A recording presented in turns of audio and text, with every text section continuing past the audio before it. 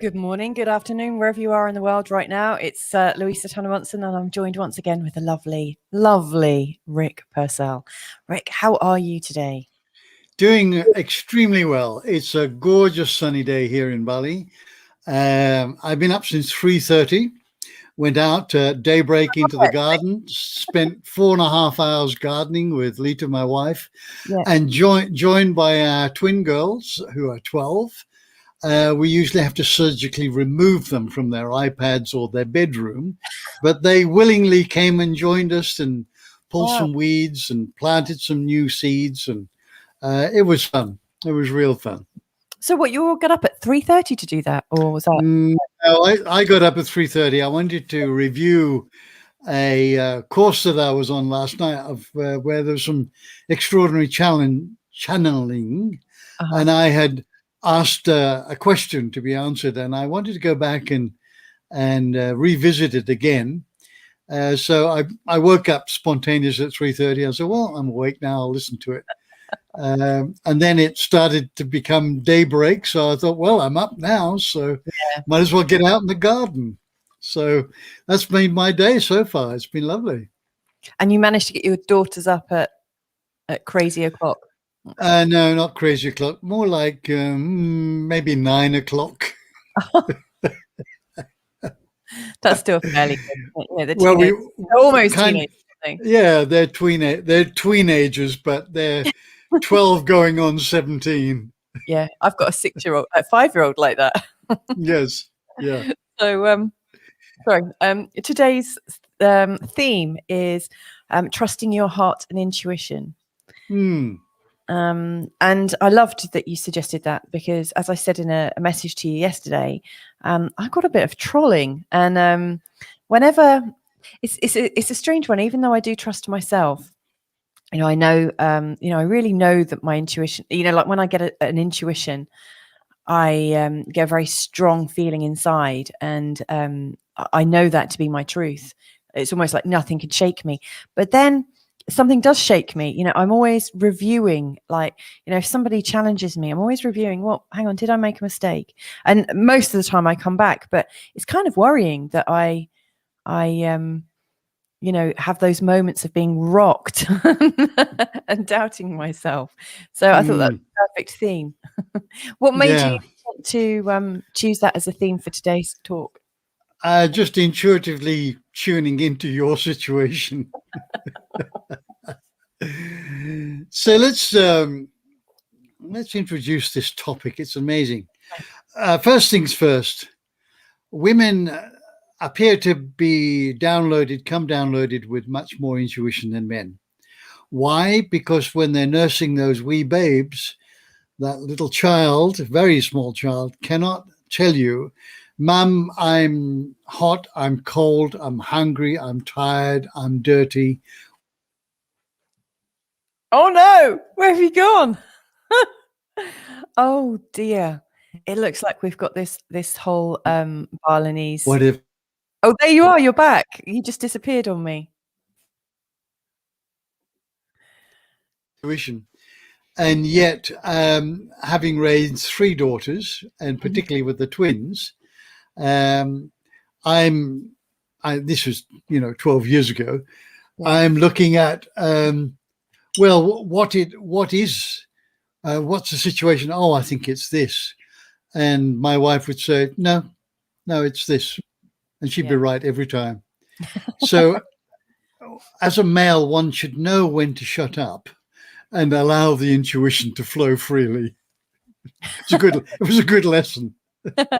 I had a strange occurrence happen last week. So I was working in the office, and our office is on the ground floor. And I saw my husband walk past. I knew he was walking up towards the car because he was about to take the kids out for the afternoon. And all of a sudden, I got up out of my seat and went to find where the children were, because I don't know, something just didn't feel right. And Carl had left the 2 big ones, and the little one was in a pushchair, and he'd left them on a flat surface. But we're actually based on a hill. And as I walked around the corner, I was horrified because my 5-year-old who's not strong enough to hold a pushchair. Between the two oldest ones, they'd pulled the pushchair out and put it on a hill, and they hadn't put the brakes on, and he would have gone down backwards and smashed into the bottom, and it would have gone at great speed. And I was really shocked, and they were just rolling him backwards and forwards, as if there's no danger. And as I got there, she was doing it with one hand, and I was like, right, I'll take that, thank you, and moved him to safety. My husband was really shocked, because he just didn't, he'd left them and thought that's going to be fine. But, I was in the middle of a reading, and I literally just said, okay, I'm pausing, hang on, paused my recording, and something just, I didn't even know what was happening, but I needed to leave in that moment, and I knew it. Beautiful. And I was like, whoa, that's pretty good. It is. Shocked. And that's that originates out of the pineal gland, which is the third eye, virtually sitting in the middle of the brain. And that's where we experience the consciousness of intuition. And the extraordinary thing about it is that it cannot be proven scientifically when you go along and say, well, I just knew it. And the left brain or the academic would say, well, prove it to me. Give me some evidence. I need some tangible physical evidence that you maybe out the corner of your eye, you saw the pram on the edge of the hill, which clearly wasn't, right? I can't see it. No, exactly. So we have to trust our intuition, and with one proviso: the ego, which is steeped in fear and separateness and superiority and all of those other judgments, it can disguise itself as anything. And it can disguise itself as intuition. Yeah. It can disguise itself as the soul or the spirit. It's very, very cunning.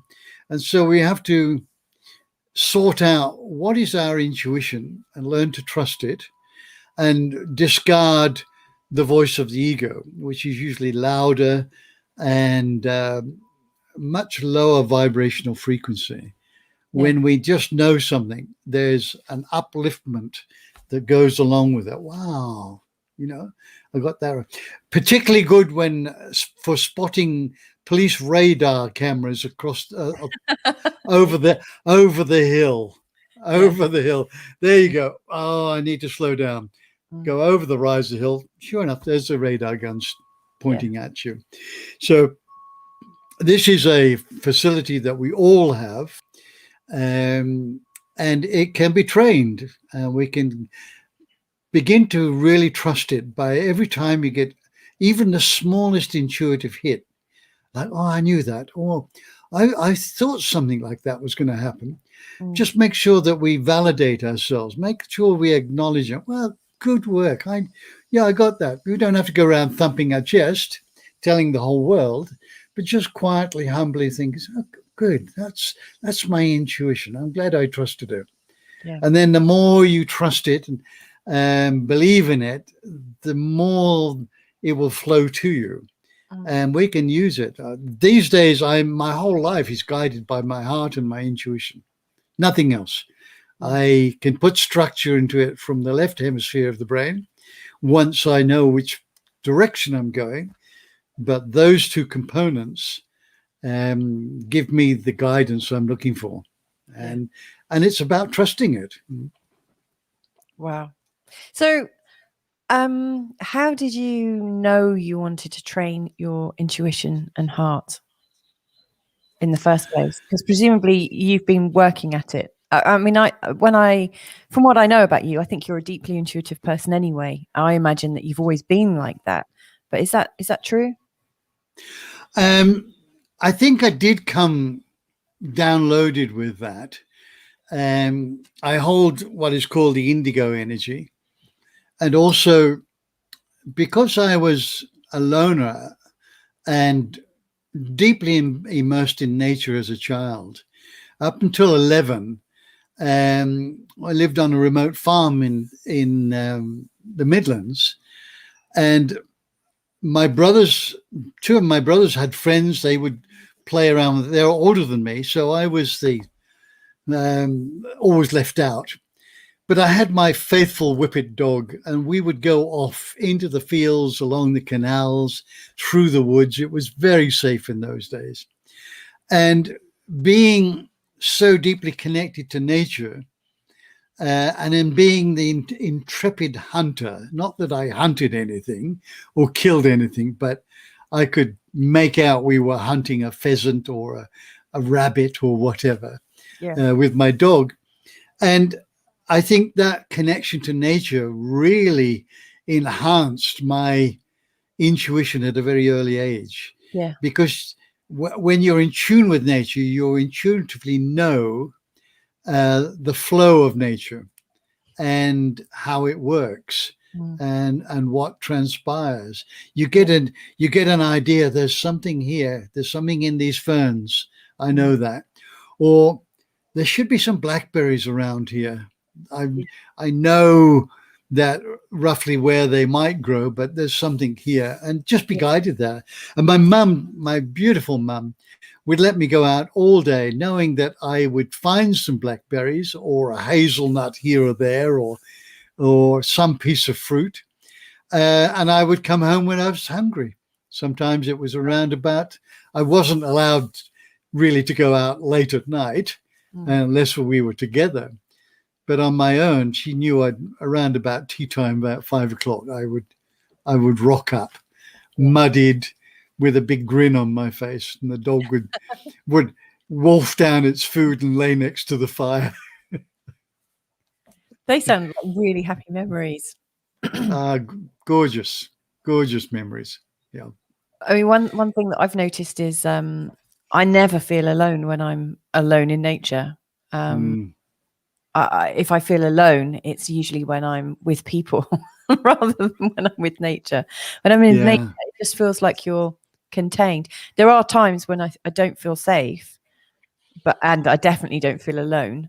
And I know when to move into a slightly better position. I used to go wandering quite a bit, as a child. Probably not with as much freedom as you. But I used to sometimes take a coin and see which way to go. But I always knew I would find my way home, and I always did. Yes. Yeah. Well, I think that's very good grounding for adulthood. Yeah. And you, with your kids, you've got a beautiful nature to explore. Same with here. Our kids have got ponds and filled with koi, and we're right on the edge of the jungle. That's very exciting, isn't it? Really, you can't get much closer than the jungle than that. It's right in front of our organic vegetable garden starts the jungle, primary jungle, never been deforested or anything. So wow. So they had a very good upbringing, and they never ever fell in the ponds or the swimming pool. They were certainly, if we'd been in Australia, all of that would have had to been fenced off, and it would be more like a prison. Yeah, but like here, there's none of that. And these kids intuitively knew, and we were guiding them that this area, if you can't swim, you can get into some trouble. But don't be afraid to explore. Yeah, that's really beautiful, because I possibly do scare my children a little bit. I don't intentionally, but I think at some level there's a little bit of mistrust in me that my children are safe. We've got some wild boar not far from where we live. We are in the middle of the country and in the middle of the forests. And Carl went out that's my husband, as you know, just in case anyone's listening. But Carl went out, just before midnight to walk the dogs a couple of days ago, and had what's known as a brown trouser moment. he was less than 100 meters away from the entrance to our house, and all of a sudden the dogs got into a bit of an altercation, and he heard the boar. We know it's a boar because there was a boar carcass as well a few days ago, where obviously they'd had a bit of a ruck, and there's this huge carcass, and gross as it sounds, our dogs have been ferrying bits of boar leg back into our garden to nibble on for this last week. But Carl came running back, and even though we've got gates, I know that they can jump over. And so I'd said something to my children: if ever a boar is coming, I will distract the boar and you run for cover and go and get help. And just that one thing really upset my daughter, because all of a sudden I disappeared doing something with the chickens, and she was hysterical. She was like, "Mommy, gone?" So I must have scared them a little bit along the way, that they don't see that that's part of nature. And like, when you were talking about your daughters and the forest and being so close, my immediate thought was, how do you teach them the intuition about snakes and scorpions and spiders and things like that? Is it just because they grow up with it? They grew up with it. We have 5 little water snakes here. They're completely harmless. In fact, little Mia was bitten by one. We were all in the. We have a beautiful bathroom with a big bath in it. It's sort of kidney shaped, and there's water and a waterfall that comes through through the bathroom. We were all in there when they were maybe about 18 months or so. By the way, and little Mia put her hand over the side and withdrew it, and there's this little paddy snake flipping around on the end of her finger, right? And it dropped off and went off into the pond. And she's got these 2 little puncture marks there with a little bit of blood coming out. And at that stage we hadn't sucked the poison venom out of snake bites for about 10 years. But I thought, I have to recover this situation a little bit so that she's not in fear. So I said, let's just wash the blood off. Give me your finger. And I go like this for a few minutes like this. And she's just fascinated with going. And my other daughter, Maya, they're all looking out there. And Mia's just happy as Larry. And I said, you may be the only Pursell in history to ever bitten by a snake. Right? Wow. and that was it. So no fear, no concern.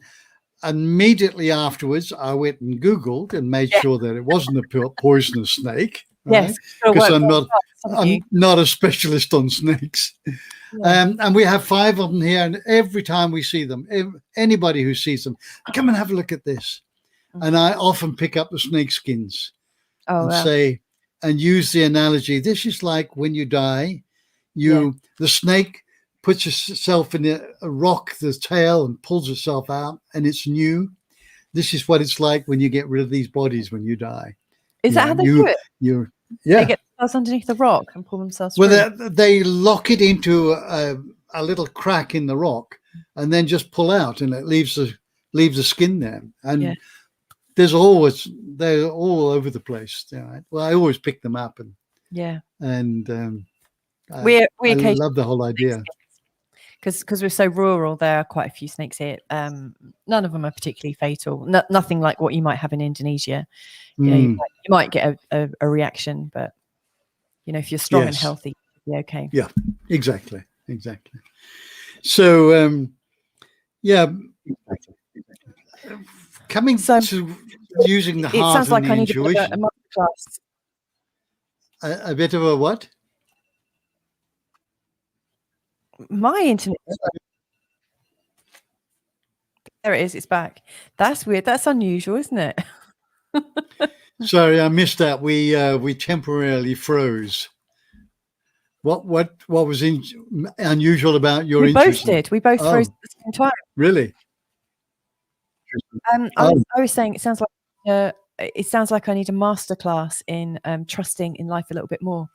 I have areas where I really trust, and then areas of deep suspicion.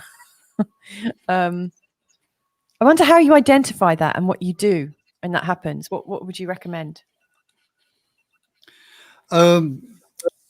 Osho said that human beings have got it round the wrong way, that we have made the mind the master and the heart the servant. And our task is to volte-face these, reverse them, so that the heart is the master and the mind is the servant to the heart. And I think that's beautifully put, how he says that. And it's a question of trusting your heart. Everything is energy, thanks to Einstein. So our physical pump, in combination with the energetic center known as the heart chakra, the two of those in combination make up an extraordinary device, an energy center. And in fact, the heart was the first of the organs to be developed, well before the brain. So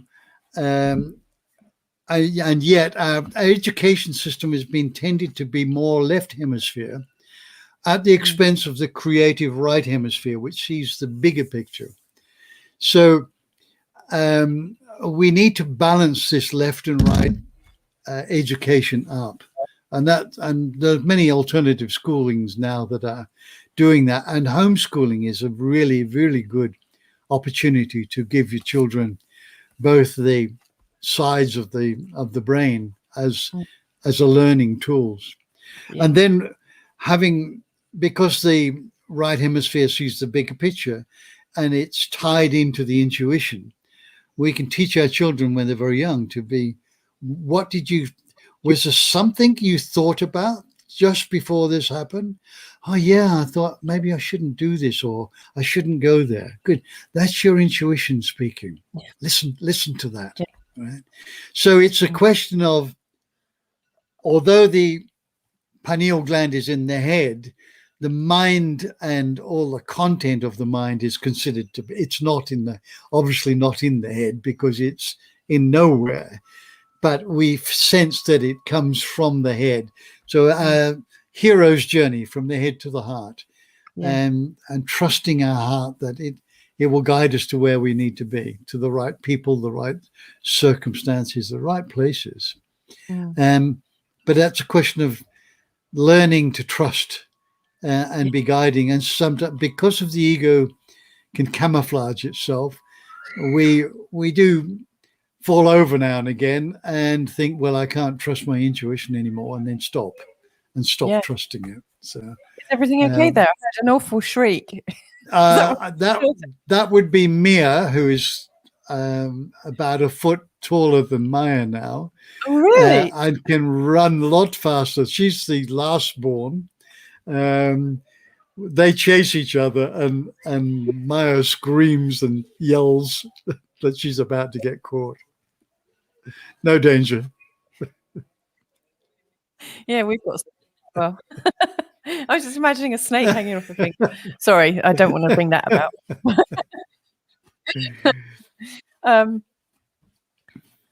So I think I need to be more heart-centered. The suspicion only comes up with the children. Not that I don't trust them, because I absolutely do trust them, but I think it's my ego comes up, and it's in protection of keeping my children safe, and I think that's when I start to maybe question what I'm doing, or almost be like a prison-like mum. And I'm obviously not like that at all. In fact, what I usually do is sit with the discomfort of it rather than share it, which is really uncomfortable to do, to give your children freedom when you absolutely are terrified that something might happen.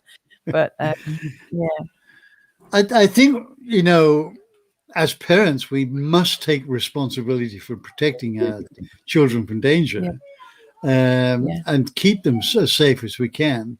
But there's a point where the ego, masking itself as motherly or fatherly love, and becomes overprotective, where we project our own fears of them getting hurt and projecting on our children. Of course, children sense this. They feel it. They really do. They read energy, So it's a thin line between how do I keep my children safe, but at the same time give them unfettered ability to explore and experience life, right?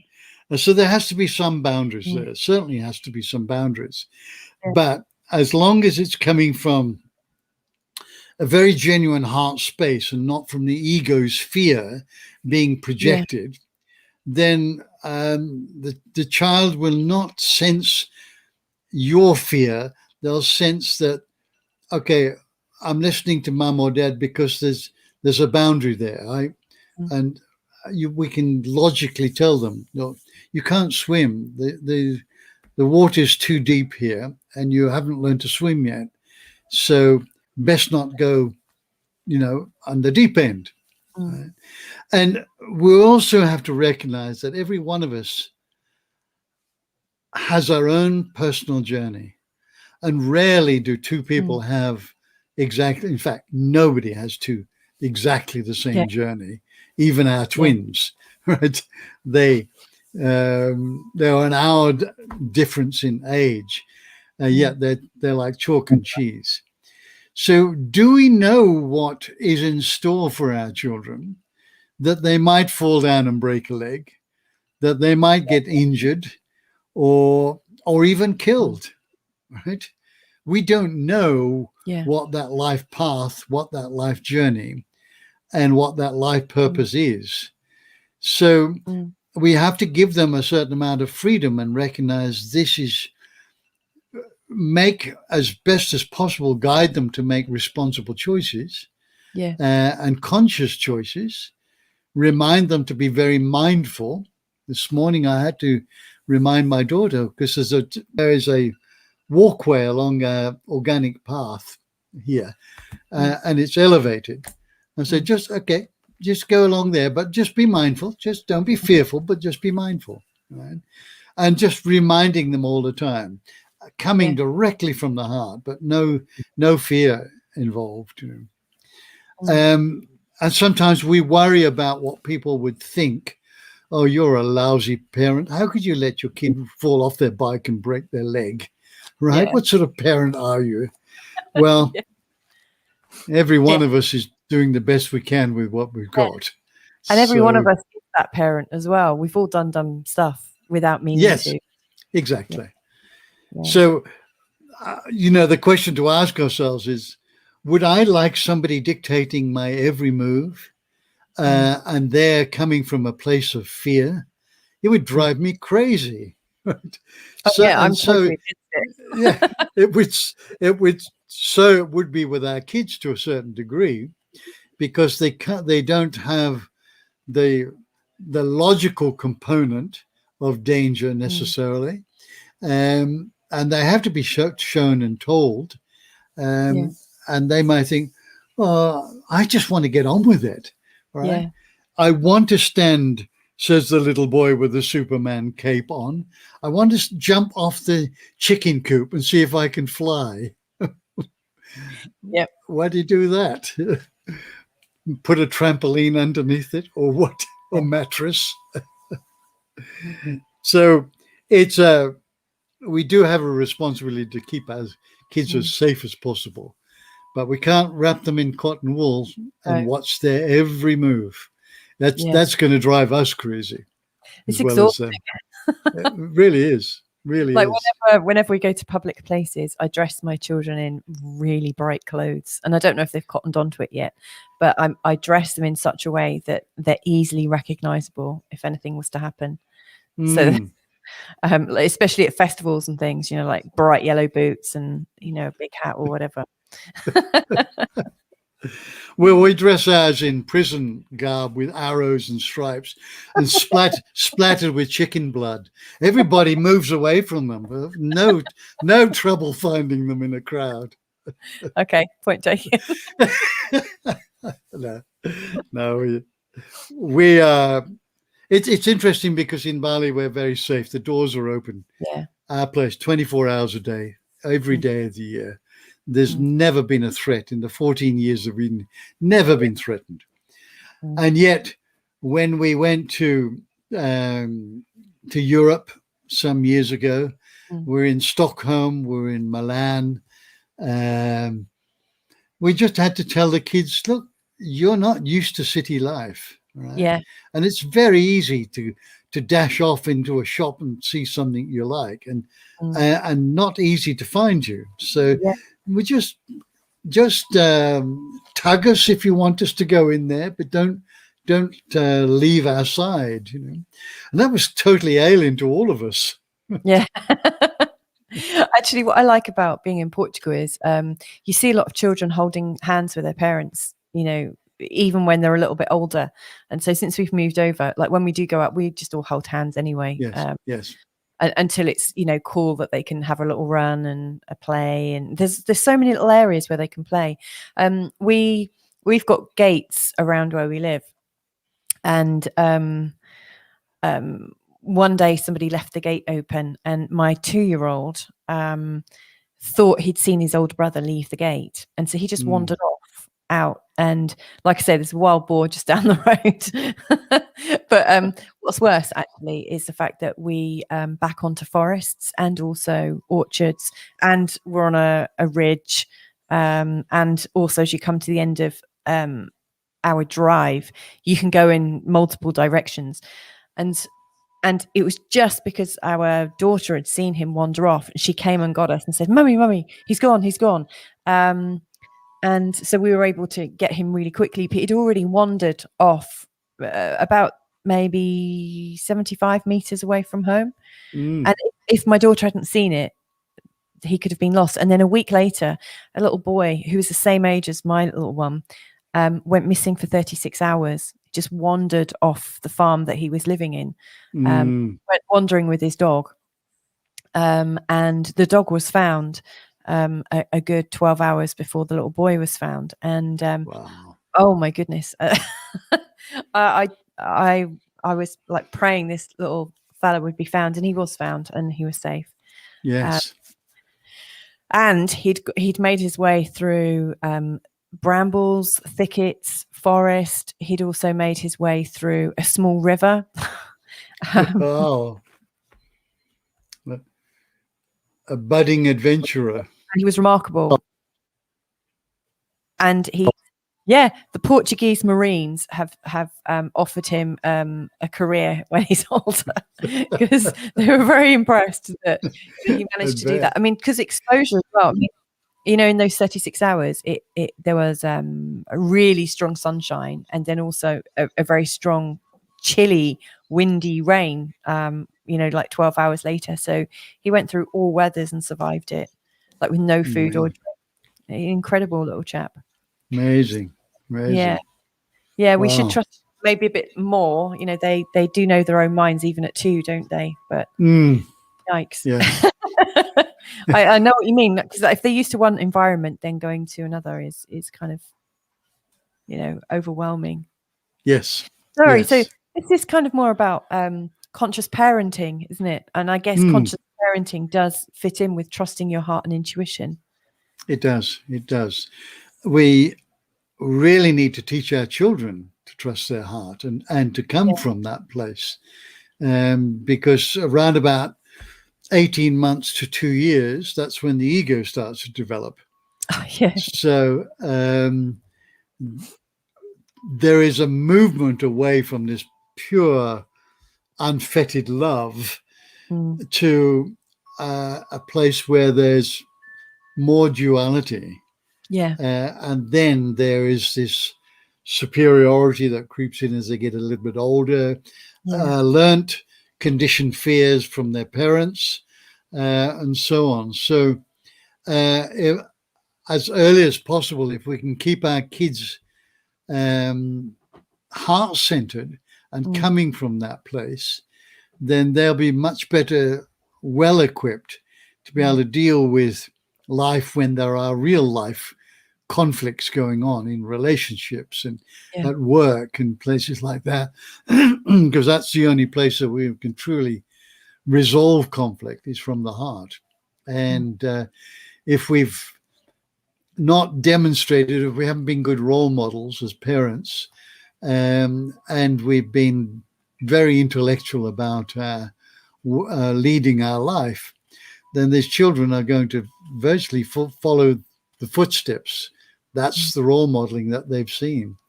And I've always thought that EQ is more important than IQ. Definitely. Much more. And I know it's got through, you know my story. I left school at 15. I hated school. And But I managed to, I was just about to say claw my way. I didn't. I worked my way up to becoming a vice president of a major company in Singapore, and an advisor to the board of directors. A kid who left school at 15 that wanted to go motor racing.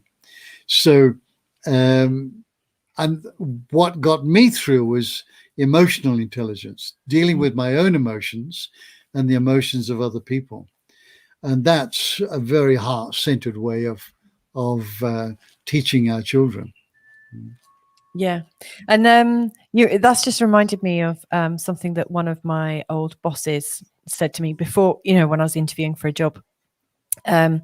He said that there are three things that employers look for, and like one is knowledge, one is experience, like experience of the job, and the third thing is personal style or the passion. And I had neither the knowledge or the training, like neither the knowledge or the experience for this particular job. But the one thing that he saw in me was the passion and the heart. And he gave me the position because he knew that, like, if you can do a job and be okay with the knowledge or with the experience, but if you don't have the heart, you'll never do very good at it. And he just saw the heart in me, and I'm assuming, and making a huge assumption here, but I'm assuming that those people that gave you a chance saw your big heart as well, because you can't get anywhere without it, really. No, you can't. No. I remember in the corporate field, and it was 23 years, I think, altogether. I was interviewing a young girl who wanted to be in the financial sector of this division. Mm-hmm. And she was very bright, and she knew her finances really, really well. And she had a bubbly personality. And I started asking her about her life. And it became very clear to me that she valued connection. That was one of her strongest values, about family connection, traveling, friends. And I said, I'm sorry, you don't qualify for this job. And she looked aghast at me. I said, but I've got something else that might be interesting to you, and it's in marketing. And you'll be dealing with a lot of people. You won't be sitting in an accounting office away from these counting beans all day. You'll be talking to people, going out there and engaging with them and communicating and connecting with them. And she went on to do fabulous things, So we've got to match the personality to the job, right? And rather than having, she had been down this route of training to be an accountant, but she didn't have a heart in it. And she finished up doing way better than she would have ever done in an accounting office. So, so it's IQ is, I say it repeatedly, wisdom is the marriage of knowledge and practical experience. When we've got those two together, we have wisdom.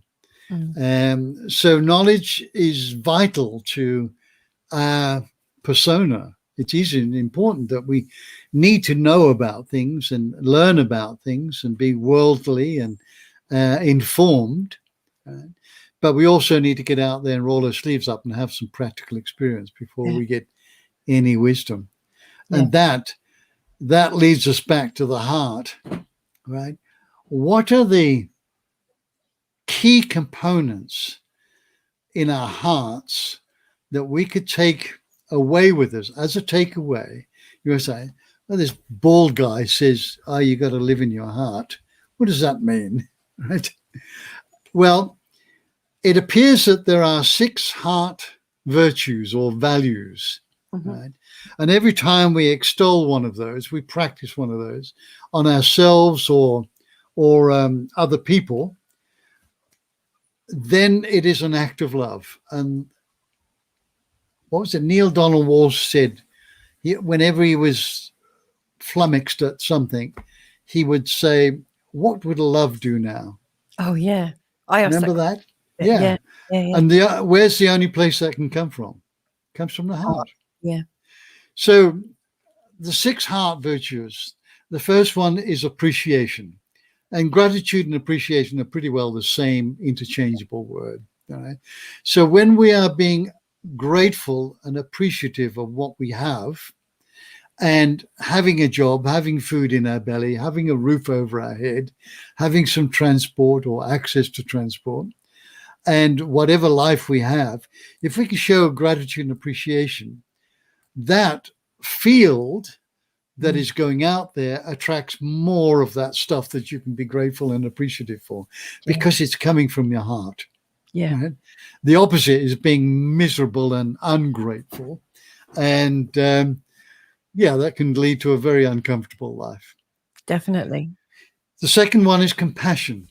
Every time we show compassion to ourselves and to others, and compassion is not sympathy, it's just seeing and being present for somebody. They're not broken, right? We're not trying to fix them.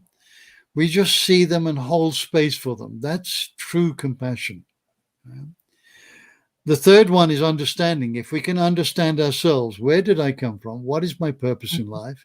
What is the meaning of life? Right? Yeah. Understanding ourselves and then understanding others. And here we go again down the emotional intelligence path. Right? Yeah.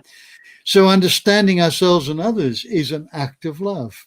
Right? When we can truly be present and say, I really get what you're saying. Oh yeah, I feel that way too. It's uplifting. Yeah. The fourth one is forgiveness. Wow, that's such a big one, isn't it? There's the biggie. Can we forgive ourselves for ourselves inflicted upon, right? And then the harm that we may have inflicted on others. Yeah. Mentally, emotionally, and Can physically. you just repeat that again? Because you actually froze a little bit and Right. it's a bit like a robot.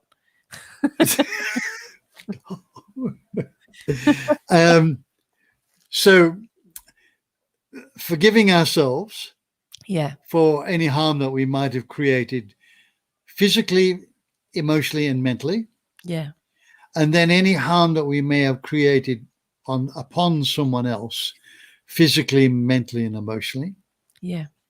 And then what harm have we done to the environment, to our planet, to our or to our assets or to somebody else's assets? Hey, didn't you write a book about this? Pardon? Didn't you write a book about this? Yeah, it's called Cause No Harm. So when one is forgiving, it's a beautiful act of love. Yeah. And the next one is humility. Ooh. To be very humble. Yeah. Here we are, one each in this discussion here, one male, one female body amongst 7.8 billion people. I mean, how humbling is that? Yeah. And then on the next clear night, go and lay out on the lawn and stare up at the sky and the stars and think, wow, I'm just a tiny speck. I'm a little grain of sand in this cosmos. Yeah. So being humble. Knowing Gandhi was a good example of that. Very powerful man, very humble. And then we get to the last one, which is an old English word called valor, which means bravery and courage. And of course, courage comes from the heart, doesn't it? Core. It comes from, that's Brené Brown talks about that, doesn't she? Does, the root of that is to speak from your heart, from the heart, from core. So every time that we step out of the box, every time we step out of our comfort zone, every time we transcend our ego, it's an act of bravery and courage. Right? And then maybe we'll be able to do something to be able to rescue somebody or help somebody that is in need of help with selflessly endangering ourselves possibly, but doing that because it's more important to help that person. Right? Brave, and look at the acts of bravery that have been performed in our world historically in modern day. People saying, almost sacrificing that, well, not almost, but sacrificing their lives for the good of others. That So happens very frequently. Lots of people do that. they do. You hear about They it so do. much, but It's, you know. So those are the 6 heart virtues. I remember Gratitude and appreciation. And heart mastery course. yeah, yes. Now you can transform your life with those, starting with you, through yourself. I'm talking to your guest at the moment, but to start with yourself. We don't have to go out and change the world, but just be brave. Be brave and courageous, and step out there and say what you want to say from your heart, right? And if you do that, it is an act of love. It's coming from the heart. And then be humble in your mannerisms and whatever. Forgive yourself. Nobody's perfect. I haven't come across a perfect human being yet. Although, Louisa, you do come very close, very close. I'm so not. Bless you. But yeah, I've got. Yeah. So each one of those, to be understanding, to be grateful and appreciative, be compassionate with ourselves. It's one hell of a life, isn't it? Look what is bouncing around at us. We really have to be very compassionate to ourselves. And that, all of those 6 heart virtues equals love. Yeah. Each one is a component of love. When you put them all together and practice them on a daily basis, on an hour, minute by minute basis, you're coming from your heart. Now, if we can teach our kids that, we'd have a very different world. I remember actually on one of the heart mastery courses that you were running, I was on my moped riding up to see you, and I gave myself a rampage of appreciating every part of it, like from the road that some grandmother may well have been building, because in Bali I remember all these older women by the side of the road doing all the heavy work, when actually they should have been probably celebrated a little bit and being the wise elder in a group of people. But so I was grateful for that, grateful for my bike, grateful for the beautiful weather, grateful for the people I was coming from. And my day got so much better. Like, the outcome of the day was so much more than I think it would have been without that. It sets you up. It's a really, really good exercise. And forgiveness, I'm trying to I say trying, that means I'm not doing it, but I often ask myself, what does forgiveness look like? What would forgiveness do in this? Using that question of like, what would love do? What would forgiveness do? And I think it nearly always has to, well, it has to start with you, doesn't it? It's not about forgiving others, because that's just a judgment you've put on somebody else. You have to forgive yourself for having had that judgment in the first place. Yes. Yeah. And coming back to Brené Brown, I think I sent you a short video clip where she might have been a day or so ago. If not, I'll send it to you. But she talks about that everybody is doing the best they can with what they have. And that's something that I've been telling people, everybody I know, because it's very easy to judge somebody. But what do they have at their fingertips to be able to, what level of consciousness do they have? What upbringing, what sort of environment have they been brought up in, which has now conditioned them? Yes. I think I have seen that interview, actually, Under the Skin. It's Russell Brand and Brené Brown, isn't it, that you sent me? Exactly. I can highly recommend that one. She's really down to earth. I like her a lot. Me too. I think I listened to her TED talk about vulnerability about a day before I met my husband. We were already in touch, and Carl and I had been talking and stuff. But I really think that thing about vulnerability, about being open and letting people see you and not being afraid. I was thinking, why is it some people fall in love and seem to be really good at relationships, and why other people aren't? And I realized I had pride and I was afraid of it not working out. That's a Yes. terrible thing when you, and this again actually kind of matches my distrust sometimes that I was talking Yes. about earlier with the children, that level of distrust. I recognized in my sister that she's really magnificent about, if something goes wrong, she has no problem crying about it or having other people come in to help her and care for her, in her time of need. And for me, the feeling of making a mistake or doing something wrong and then having people come to give me comfort, I struggle with that so much. And so like listening to Brené Brown really helped me to be in the right mindset to meet Carl and trust and just to go with it and not worry about it failing. And Yes. So vulnerability is a place of immense power. Yeah, it really is. Because it takes bravery and courage to be able to put yourself out there, warts and all, naked in front of the world, and being completely vulnerable. That's really is courage, isn't it? It really is, yeah. And look, it's those people that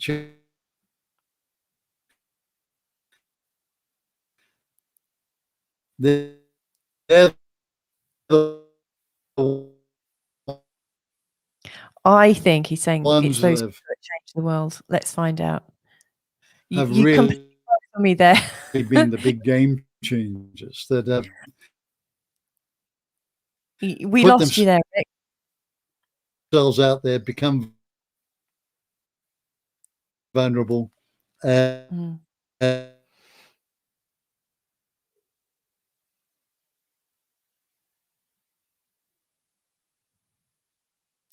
Oh, I think Rick was about to say it's those people that change the world, so that if you're vulnerable and you put yourself out there and if you take that risk, feel the fear and do it anyway, it's those kinds of people that make a difference because they're inspiring other people, the people that go out of their way to so thank you, Emma. It's nice to know that somebody's in the chat room. Emma, where are you listening in from? Let me know. How are you being vulnerable today, by the way? I realize every week when I go live with Rick, it is an absolute it's a real sort of like trust episode because often Rick disappears because the internet connection in Bali is really quite terrible at times. And so sometimes I might be in the middle of, a show and have to like ad lib all of a sudden. And it's a bit, it's a bit crazy. So it's almost midnight where you are. Oh, crikey, where is that? So you must be in America, right? Is that right?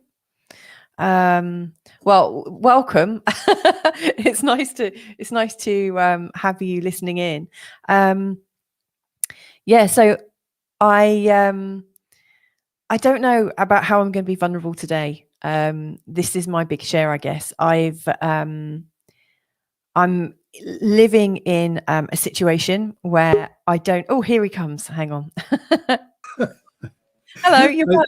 I'm back. I didn't know if that was you or me, but you froze first. Yeah, I think there's something going on with my internet as well. We've actually got somebody watching us from America, and or like you disappeared, and then this comment came up saying, "Uh-oh." Uh-oh. So we've got Emma joining us from America. So it's almost midnight where she is. So we're all in different time zones. We should probably draw this to a close, actually. I think so. We're about 54 minutes. We've done remarkably well, considering. It was really nice to hear more about the Heart Mastery because, when we were when you were delivering that and I was kind of assisting in little patches, I really enjoyed it, but it was 11 years ago now. And I know you carried on doing it because it's such a powerful course.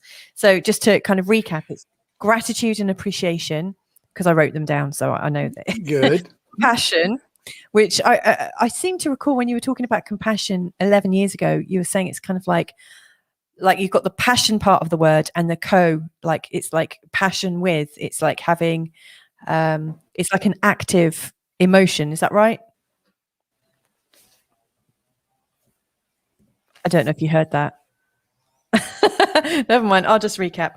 Then understanding, forgiveness, humility, and courage. Anyway, Rick, I'm not sure if you're actually able to say goodbye, so I might say goodbye for you. But wherever you are in the world, Emma in somewhere in America, it's a huge place, so it'd be interesting to find out more. But maybe you'll join us another time.